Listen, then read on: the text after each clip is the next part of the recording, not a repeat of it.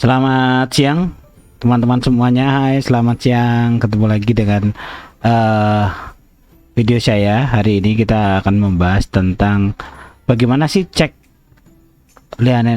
linearitas dari pendidikan untuk para Bapak Ibu guru PBG Daljab 2022, atau untuk Bapak Ibu guru semua yang belum mengalami pendidikan profesi guru atau PPG ya, atau sekarang masih dalam proses persiapan untuk ke sana gitu ya. Jadi bagaimana sih mengecek linearitas dari PPG?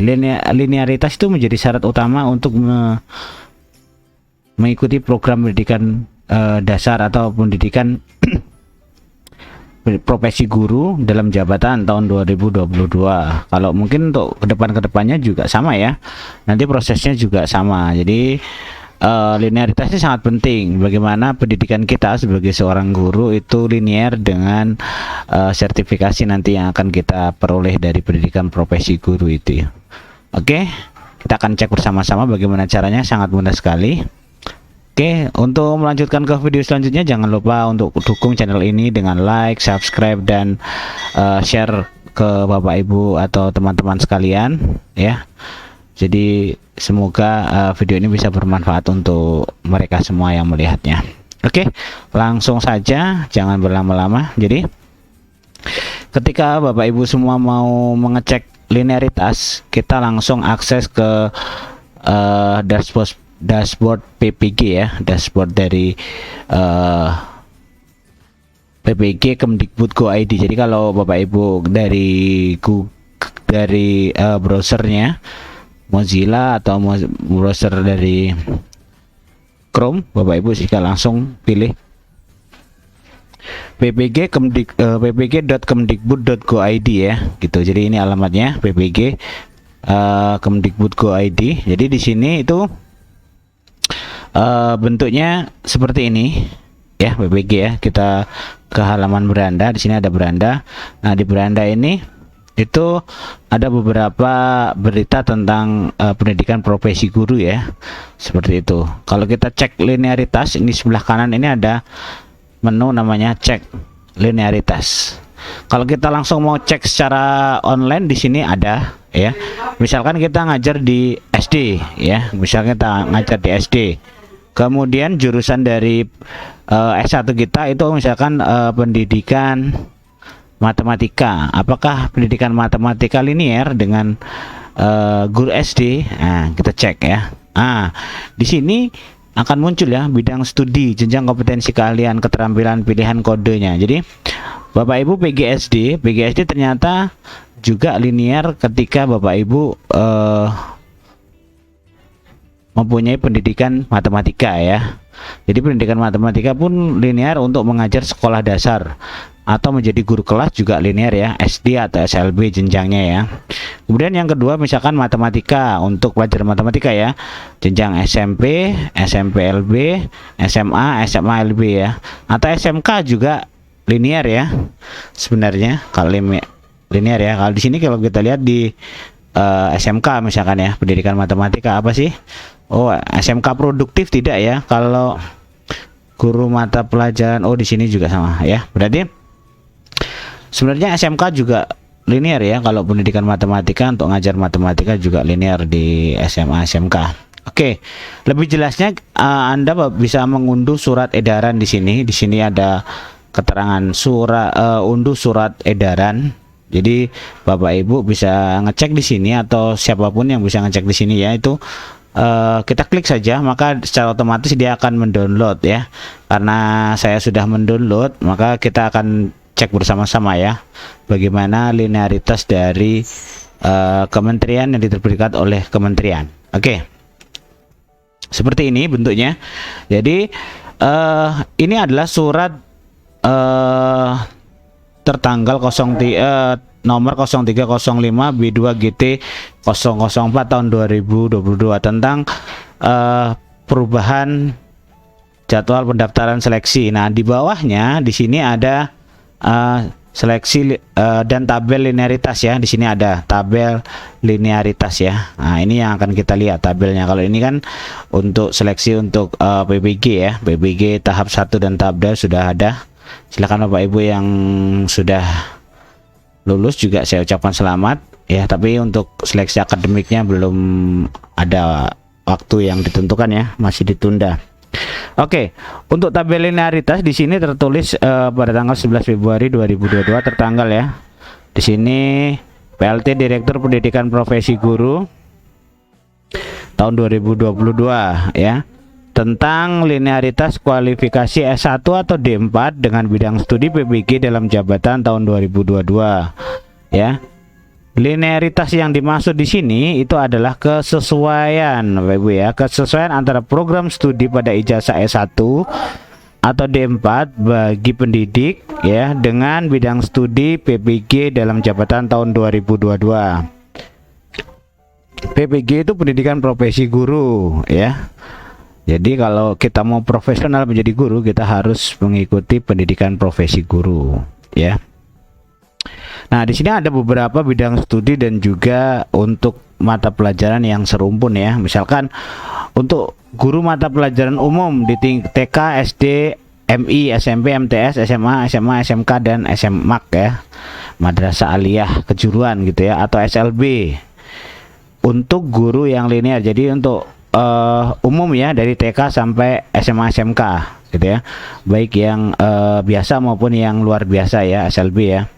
Oke, kemudian untuk pertama TK ya, ini jenjangnya TK atau TKLB ya, kodenya 020. Nah, di sini ada bidang studi yang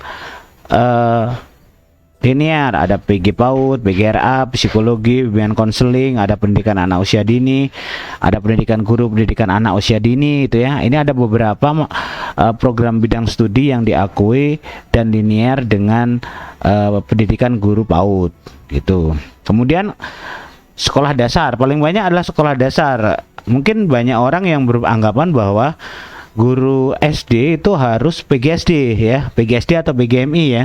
Kalau PGSD kan pendidikan guru sekolah dasar, kalau PGMI pendidikan guru madrasah ibtidaiyah ya. Jadi MI guru PGMI ya.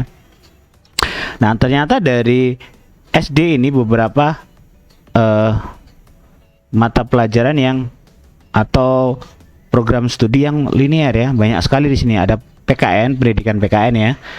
Itu memang jurusan pendidikan PKN. Ada pendidikan matematika juga linear ya. Tadi yang sudah saya cek tadi pertama kali kita lihat. Kemudian ada pendidikan bahasa Indonesia, pendidikan bahasa dan sastra Indonesia, pendidikan bahasa Indonesia dan daerah, pendidikan bahasa dan sastra Indonesia dan daerah ya, pendidikan IPA IPS, tadris bahasa Indonesia, tadris IPA, tadris IPS, tadris matematika ya.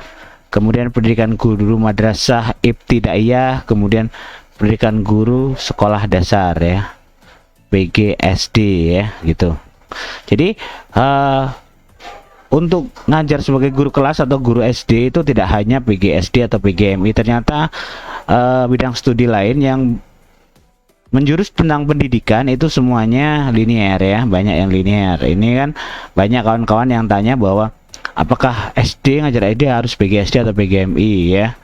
Itu banyak orang yang menganggap seperti itu, tapi ternyata tidak ya, di situ banyak sekali gitu. Dan itu pun linear, artinya linear itu yang seperti yang disebutkan tadi, kesesuaian antara program studi pada ijazah S1 atau D4 dengan bidang studi PPG dalam jabatan. Jadi bisa saja ya, misalkan saya mempunyai pendidikan IPS, saya ngajar SD, apakah linear ya? Tentunya linear Bapak Ibu ya.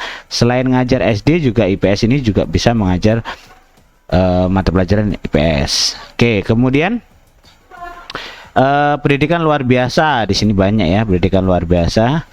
Kemudian seni budaya. Nah, seni budaya banyak sekali ya di sini, baik itu yang program studinya pendidikan ataupun yang murni ya. Ada seni drama, seni tari, ada seni rupa murni ya, seni kerawitan, seni pedalangan dan seterusnya. Ini masuk ke seni budaya karena ini masuk serumpun ya. Itu bisa ngajar SMP, SMA dan SMK ya, pelajaran seni budaya atau kesenian gitu ya. Itu bisa. Kemudian PJOK. PJOK juga cabang ilmu pendidikan, PJOK juga banyak ya. Di situ ada pendidikan jasmani, olahraga dan kesehatan ya. Kemudian kesehatan dan rekreasi, pendidikan pelatihan juga bisa ya, pendidikan pelatihan. PGSD pendidikan jasmani juga bisa. pendidikan olahraga, ilmu olahraga, keolahragaan, kemudian kepelatihan, pelatih fisik, olahraga rekreasi, dan seterusnya. Banyak sekali cabang ilmu pendidikan PJOK ya, pendidikan jasmani dan kesehatan ya. Ini bisa ngajar di SD sampai ke SMK, semuanya bisa ngajar dan linier ya. Kemudian ada beberapa mata pelajaran khusus ya, kayak mata lokal biasanya bahasa Jawa, Madura, Sunda, Bali. Ini ya spesifik dengan jenis mata pelajarannya. Kemudian bahasa Inggris. Nah, bahasa Inggris itu tidak hanya bahasa Inggris pendidikan aja ya, bisa juga bahasa Inggris murni, sastra Inggris juga bisa, bahasa dan sastra Inggris juga bisa, tadris juga bisa, tadris bahasa Inggris juga bisa, bahasa dan kebudayaan Inggris juga bisa, ngajar bahasa Inggris ya. Dan ini diakui di SMP dan SMK. Nah, untuk bahasa Inggris, khusus mata pelajaran bahasa Inggris yang di SD itu tidak diakui kurikulum, karena pelajaran kurikulumnya, standar kurikulumnya SD itu tidak ada bahasa Inggris ya. Biasanya bahasa Inggris itu kalau di SD itu hanya untuk pelajaran awal-awal saja bahasa Inggris, dan juga biasanya muatan lokal bahasa Inggris itu masuk ya, sesuai dengan kebutuhan dari sekolah atau menjadi daya tarik sekolah ya. Dan itu tidak diakui PPG-nya, pendidikan profesi gurunya, dia mata pelajaran bahasa Inggris di SD gitu ya. Tapi dia bisa diakui kalau dia ngajar SMP dan SMK. Oke. Kemudian ilmu sosial, IPS ya. IPS ini banyak sekali ya. Ada pendidikan IPS, ekonomi, pendidikan geografi, pendidikan sejarah, sosiologi, pendidikan tapi ya. Dan ilmu murni juga sama ya, bisa ya, sejarah, ekonomi, geografi, sosiologi, tadris bisa. Itu bisa ngajar IPS ya, tadris IPS ya bisa. Nah, ini semuanya bisa mengajar IPS dari SMP, SMA ya, SMP dan SMA ya. Pelajaran IPS itu adanya SMP dan SMA. Kalau SD itu sudah masuk ke jam guru kelas gitu ya. Kalau SD itu sudah masuk jam guru kelas, bukan mata pelajaran tersendiri. Tapi kalau untuk SMP SMA itu ada mata pelajaran sendiri untuk IPS ya gitu. Jadi dan ini yang linearnya. Kemudian IPA juga sama ya. IPA ini untuk hanya SMP dan SMA. Dan ini pun tidak hanya pendidikan saja. Di situ ada fisika murni, kimia murni, biologi juga bisa ya. Tiga bidang ilmu itu bisa mengisi IPA. Kemudian PKN sendiri bisa pendidikan, bisa administrasi negara, hukum, ilmu hukum juga bisa ya. Hukum, ilmu hukum, SH itu juga bisa ngajar PKN. Kemudian hukum tata negara juga bisa. Kemudian pendidikan Pancasila dan kewarganegaraan tentunya ya untuk PKN. Bahasa Indonesia dan seterusnya.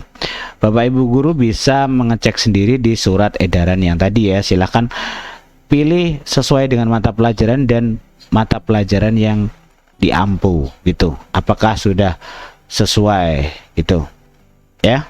Fisika, kimia gitu ya. Fisika, kimia itu ada di pelajaran SMA dan SMK ya. Biologi juga sama, sejarah. Nah, ini untuk pelajaran umum. Nah, kemudian ada guru mata pelajaran kejuruan atau produktif ya. Nah, kalau produktif ini lebih banyak lagi Bapak Ibu guru ya, bidang mata pelajaran atau S1 D4-nya yang bisa mengakomodir atau bisa membuat linier dengan mata pelajaran yang kita ampu. Contoh ya, misalkan program keahlian teknologi konstruksi dan properti ya. Di sini ada banyak ya. Kompetensi keahliannya ada banyak sekali. Nah, ini banyak sekali Bapak Ibu. Ya. Ada pendidikan boleh, ada yang ilmu murni juga boleh ya, tentang arsitektur pokoknya ya. Sipil ya, teknik sipil dan seterusnya. Teknik geospasial ya. Ini banyak sekali ya. Listrik. Nah, ini listrik apalagi lebih banyak sekali ya. Kemudian teknik mesin banyak sekali. Mantap nih ya. Ya, teknik mesin itu ada banyak, teknik pemesinan, pengelasan, pengecoran dan seterusnya. Oke, kemudian teknologi pesawat udara, grafika. Kemudian TIK ya, kita lihat yang TIK ya, karena TIK ini ada di pelajaran umum dan juga di SMK. Tapi kalau PBG-nya dia emang harus masuk ke SMK untuk khusus yang teknik komputer dan informatika. Lihat nih, teknik komputer informatika itu ada beberapa jurusan yang bisa diakomodir ya. Yang pertama, rekayasa perangkat lunak, jurusan rekayasa perangkat lunak RPL ya. Ini berhubungan dengan pemrograman. Teknik komputer dan jaringan berhubungan dengan jaringan komputer ya. Multimedia, multimedia itu tentang video bergerak, video diam, foto dan seterusnya. Sistem informasi dan aplikasi, nah ini udah masuk ke aplikasi ya, kayak aplikasi untuk Android dan seterusnya. Kemudian ini TIK, nah teknologi informasi dan komunikasi ini pelajaran biasanya pelajaran SMP dan SMA gitu ya. Dan ada juga informatika ya, informatika yang sekarang itu di K13 yang baru itu ada pelajaran informatika. Ini teknik komputer dan informatika, semuanya masuk ya, kode sertifikasinya 523. Oke, kebetulan saya juga masuk di sini karena saya ngajar di TKJ gitu ya. Kemudian jurusan saya adalah teknik informatika ini Bapak Ibu. Jadi saya teknik informatika itu bisa mengajar di 3-4 jurusan ini ya, RPL ya, TKJ, multimedia, sistem informasi jaringan dan aplikasi, dan juga TIK 5 ya. Saya bisa ngajar di situ. Dan di sini banyak sekali ilmu pendidikan yang serumpun ya. Kalau Bapak Ibu yang ngajar TIK ya jangan berkecil hati ya, tetap diakui ya di sekolah. Dan itu kalau di SMP dan SMA biasanya dia masuk ke namanya bimbingan teknologi ya, bimbingan teknologi. Itu sama kayak BK, 150 siswa untuk diakui 24 jam ya. Nah itu, tapi kalau untuk ngajar di SMK sesuai dengan jamnya. Kebetulan saya ngajar di TKJ, jadi ya sesuai dengan struktur kurikulum dari TKJ itu sendiri gitu ya. Dan ini banyak sekali ya pendidikan S1 yang diakui ya, dari pendidikan, dari ilmu murni ini ya. Ada ilmu murni ya, sistem informasi, sistem komputer, animasi, game animasi, dan semuanya bisa terakomodir dengan sertifikasi teknik komputer dan informatika TKI gitu ya. Dan yang lainnya banyak sekali Bapak Ibu ya, silahkan Bapak Ibu cek sendiri dan sesuaikan dengan mata pelajaran yang Bapak Ibu ambil dengan jurusan S1-nya. Kalau tidak sesuai, bagaimana caranya kalau tidak sesuai? Kalau tidak sesuai, Bapak Ibu harus pindah mata pelajaran ya, harus mengajar mata pelajaran yang sesuai gitu ya, harus mengajar mata pelajaran yang sesuai agar kita juga bisa merasakan pendidikan profesi guru. Kita dapat tunjangan dari pemerintah gitu, baik dari guru swasta maupun guru negeri gitu ya, semuanya sama ya, tidak ada perbedaan, jalurnya sama, prosedurnya sama, bentuk pendidikannya juga sama. Yang penting adalah linearitas S1 dan D4 Bapak Ibu guru harus disesuaikan dengan mata pelajaran yang Bapak Ibu ampu gitu ya. Itu. Jadi itu adalah program keahlian bidang studi PBG yang linearitas yang saya sampaikan ini. Jadi silakan Bapak Ibu bisa memedomani ini. Kalau misalkan belum sesuai ya silahkan disesuaikan sendiri ya, minta dengan kepala sekolahnya atau minta dengan ketua yayasan atau dengan dinas gitu ya, biar yang kita ajarkan atau kepala sekolahnya ya, yang kita ajarkan itu sesuai dengan linearitas dari pendidikan kita. Jadi kalau kita lama-lama menjadi guru juga tidak bisa ikut PPG juga sayang gitu ya, karena itu bisa menjadi rezeki bagi kita sebagai seorang guru gitu. Jadi mungkin itu saja yang bisa saya sampaikan, semoga bermanfaat ya, semoga bermanfaat. Dan untuk mendukung channel ini jangan lupa like, subscribe, dan share ke teman-teman atau siapa saja yang membutuhkan dari penjelasan saya ini. Semoga bermanfaat dan sampai ketemu di video selanjutnya ya. Jangan lupa subscribe, klik lonceng notifikasinya biar semuanya bisa mengerti ya, paham dengan linearitas ini. Oke, terima kasih dan update terus video saya dan semoga bisa bermanfaat ya. Selamat siang dan salam sehat selalu. Bye bye, sampai ketemu di video selanjutnya.